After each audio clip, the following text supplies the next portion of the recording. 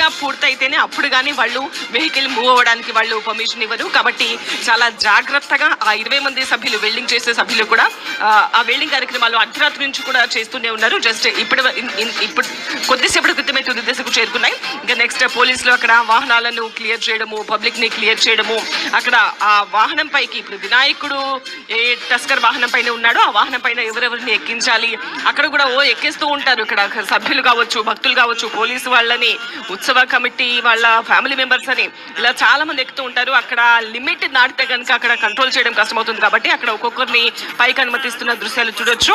ప్రస్తుతం అక్కడైతే పూజా కార్యక్రమాలు కొనసాగుతున్నాయి. మంత్రి పొన్నం ప్రభాకర్ మరి కాసేపట్లో రాబోతున్నారని చెప్పారు. బట్ ఇప్పటివరకు అయితే మంత్రి రాలేదు. మరి కాసేపట్లో వచ్చిన తర్వాత పూజా కార్యక్రమాలు చేసిన తర్వాత కొబ్బరికాయ కొట్టి ఆ వెహికల్ మూవ్ అవుతుంది.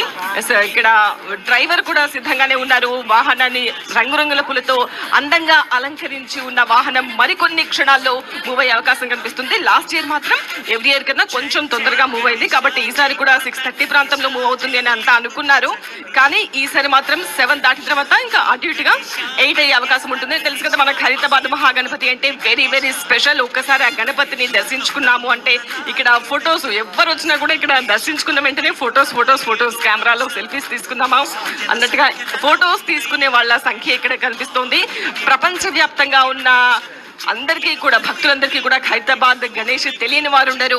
హైదరాబాద్ వాసులు మాత్రమే కాకుండా తెలంగాణ, ఏపీ అన్ని ప్రాంతాల నుంచి కూడా ఇక్కడ ఖైరతాబాద్ గణేష్ దర్శించుకోవడానికి వస్తూ ఉంటారు. అయితే ఇక్కడ హైదరాబాద్ గణేష్ నిమజ్జనోత్సవాల్లో ప్రత్యేకం. విదేశీయులు కూడా వచ్చి ఈ ఫెస్టివల్ మొత్తం ప్రపంచంలో అత్యధిక జనాభా పాలుపంచుకునే ఫెస్టివల్ ఏదైనా ఉంది, ఎక్కువ మంది జనం పాల్పంచుకునే ఫెస్టివల్స్ లో ఈ మన హైదరాబాద్ గణేష్ నిమజ్జనం కూడా ఒకటి. కాబట్టి విదేశీయులు కూడా ఇక్కడ పాల్పంచుకుంటూ ఉంటారు.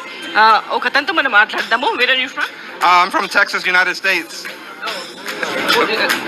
కేవలం ఇక్కడికి హైదరాబాద్ గణేష్ నిమజ్జనం కోసమే వచ్చారా? Did you come to Hyderabad only for just this festival? No, actually, I came here with my company on a business trip, and it just so happened to be that we were celebrating Ganesh, and so it was just like amazing that I'm able to join and experience this. How are you feeling? I'm feeling excited. I'm feeling happy. It's amazing to be able to enjoy one of India's like finest cultures. What's your